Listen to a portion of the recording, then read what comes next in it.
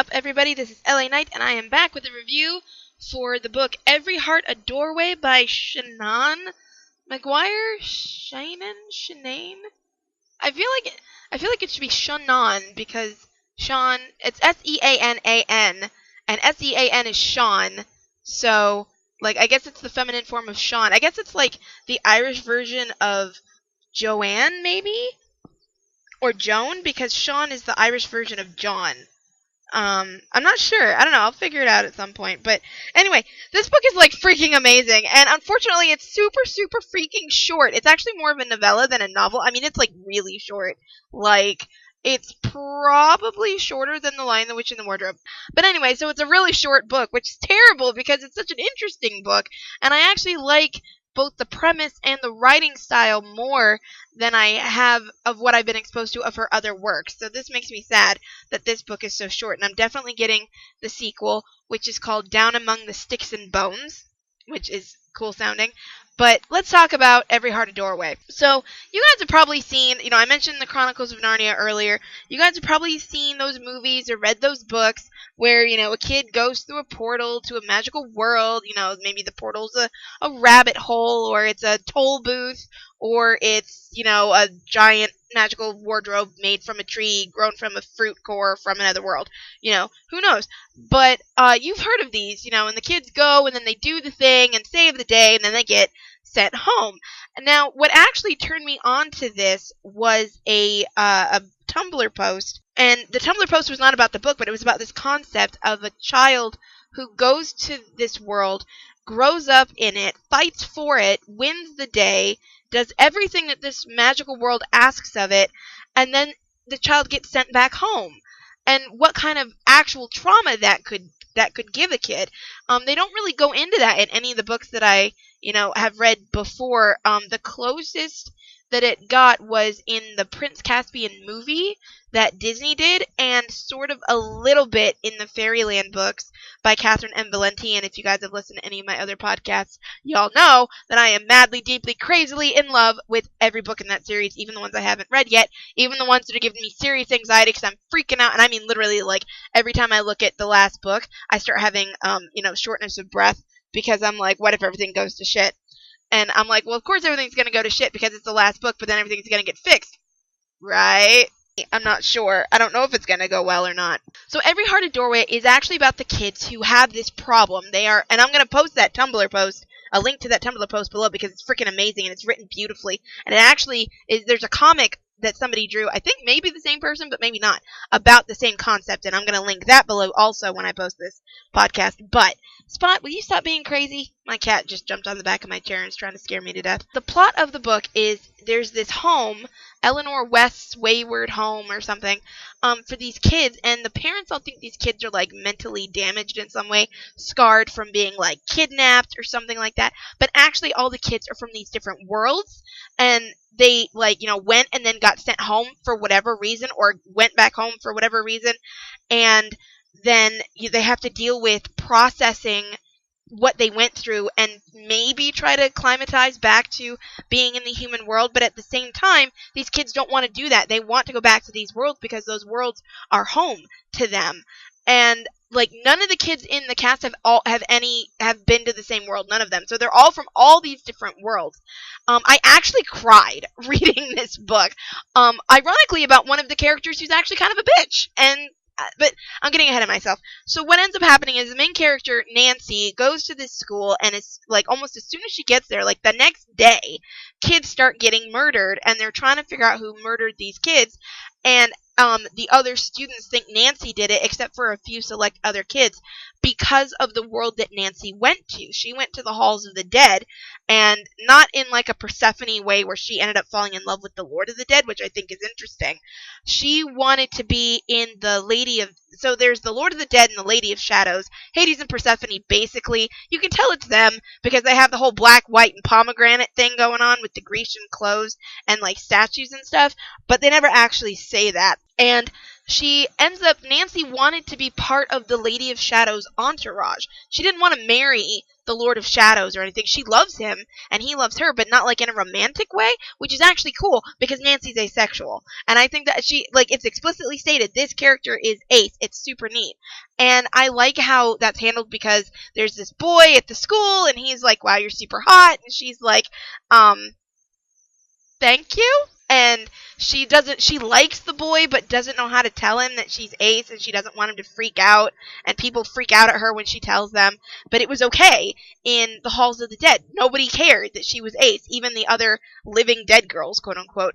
And there's all kinds of little, like, bits of mythology and world building in here, like, that I think are, like, super creative. Like, Nancy's parents think she's dyeing her hair because her hair is white and it used to be black, but what it actually is that the Lord of the Dead was like, oh, you have such beautiful hair, and ran his fingers through her hair, and where his fingers touched, she has 5 black streaks, and then the rest of it turned white, apparently out of jealousy. And then you meet these other kids, like, and also the thing is, the afterworlds, the worlds that these kids go to come from all kinds of different folklores and cultures, and some of them are like totally crazy made up.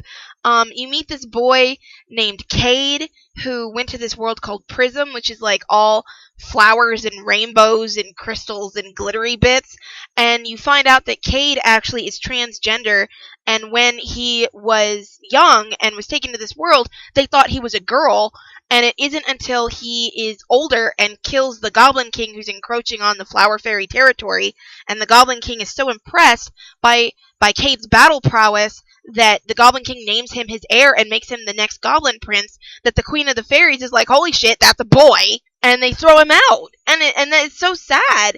And then you have this girl named Jacqueline and her twin sister Jillian, because their parents are sadists, and they went to this world called the Moors, which is like basically like those 1930s horror film, black and white horror film style worlds. The place they went was a castle on top of a mountain overlooking a little village, and Jacqueline was apprenticed to the mad scientist who was also working for the vampire, and the vampire took a shine to the sister Jillian and was like, oh, I'm gonna make you my heir and make you my little vampire princess after you grow up, because they were like 5 when they went, and or something like that, 7 something, but then because of reasons, they end up getting pushed back through the portal because for their own safety, because the villagers, of course, like in every horror movie, come with their torches and their pitchforks and all that shit. You meet this boy named Christopher who went to the land of dancing bones, and when I read that, I'm like, what the hell is that?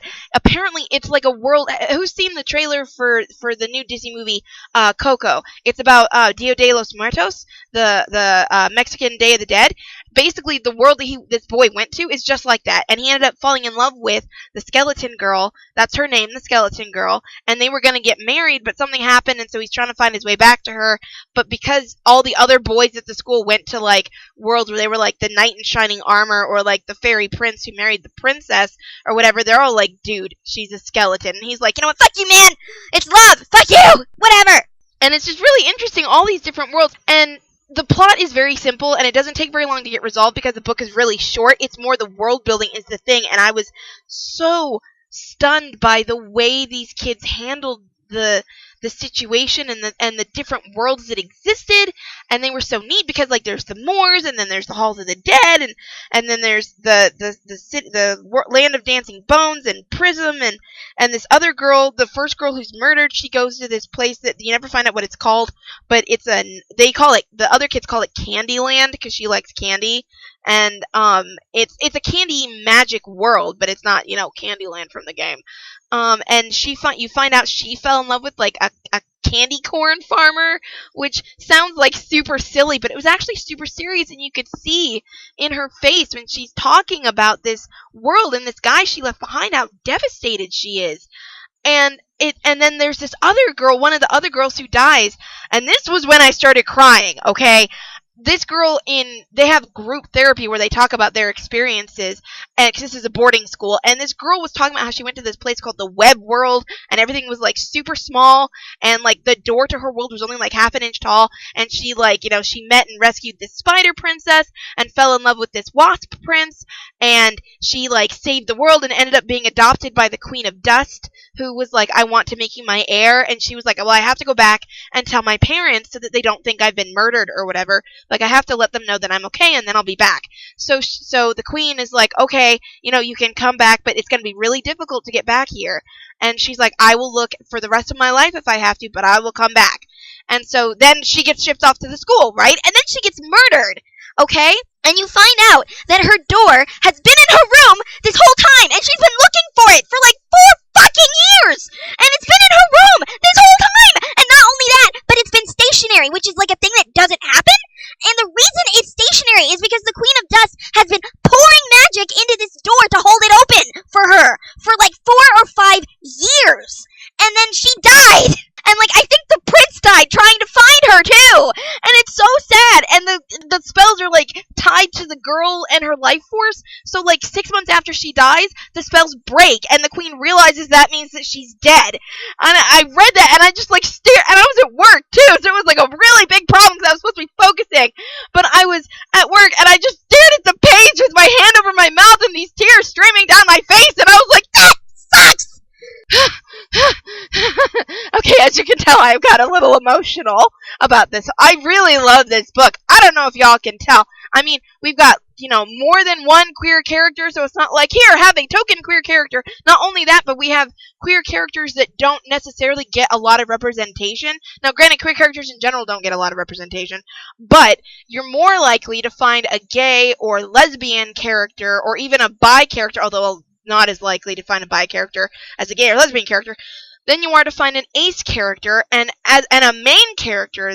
So that was really cool, and Nancy's really cool, and like the thing, like the character, not even the character development exactly, but like the effects that the world had on the characters is really interesting. Like, Nancy can't stand to wear colors anymore because in the Halls of the Dead you had to work your way up to being allowed to wear colors, and so she wore black and white, and the only color she had earned the privilege to wear was pomegranate. You'll notice that my logo at the beginning was in like a dark red. That's pomegranate, actually. I specifically picked it off of an actual pomegranate fruit in my editing software. Even though normally I color code my logo to the cover of the book, I wanted to do pomegranate this time because Hades and Persephone is like my jam, okay? I love Hades and Persephone, first of all, and this was like such an interesting take on how that couple could interact and affect other people, but just the whole concept of the other worlds was amazing.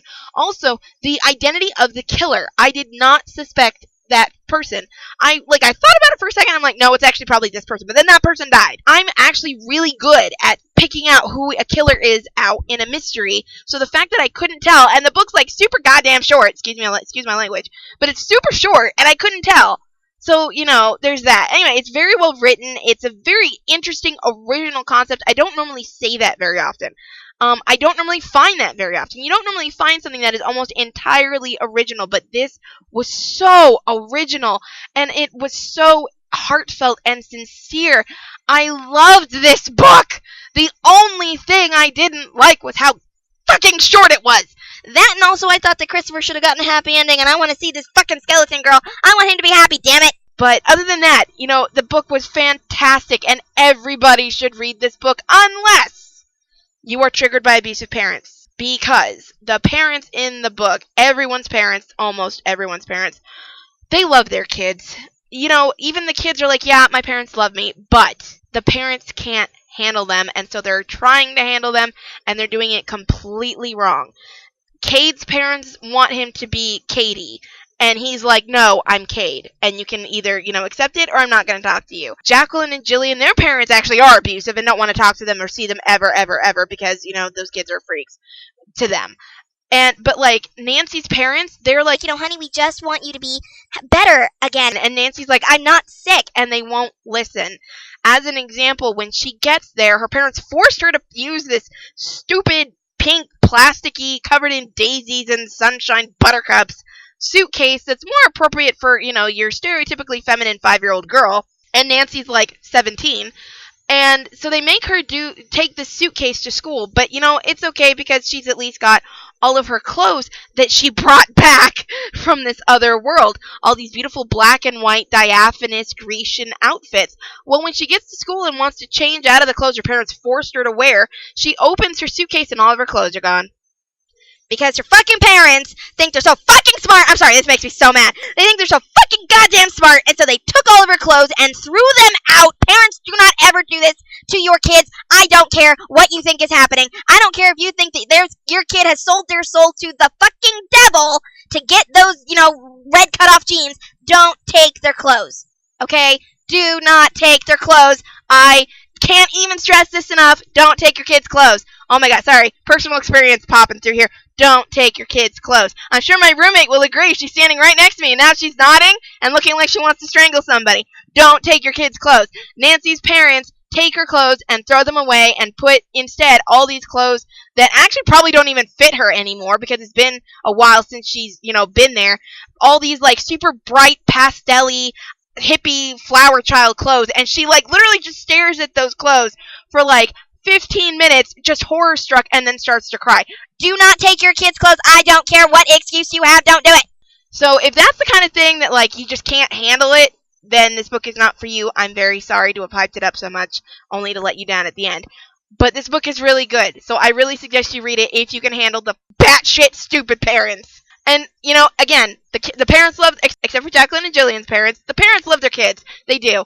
But they're batshit stupid. I can't. Nope. Oh my god. I read that and I almost chucked the thing across the room. I was like, are you serious? My parents did that to me for a completely different reason. My parents did that to me. I flipped my shit. Oh, I was so pissed. Actually, I shouldn't say my parents. My dad did that. My mom wasn't living with us at the time. Anyway. So, yeah. Every Heart a Doorway. It's a Maze Bunnies. You should read it. It's so good. Oh my god. I love it so much. Oh my god. Oh my god. Oh my god. Okay. Thanks for listening. Thanks for listening to me yell about people's clothes and parenting. Seriously, I hate bad parents. I'll find you. Actually, I probably won't, but someone will find you. And also, being a bad parent, it totally screws up your relationship with your kids. Don't take your kids' clothes! Oh my god, I cannot emphasize this enough! Thank you. Have a nice day. Please like, comment, subscribe. Let me know what you think. If you've read this book, let me know what your favorite part was. My favorite part, despite the fact that I wanted to die when I read it, was the part where L'Oreal, the girl who went to the web world, died, and you find out the queen did all of that to try to keep the door open. Oh my god, I was so bad. I was so upset.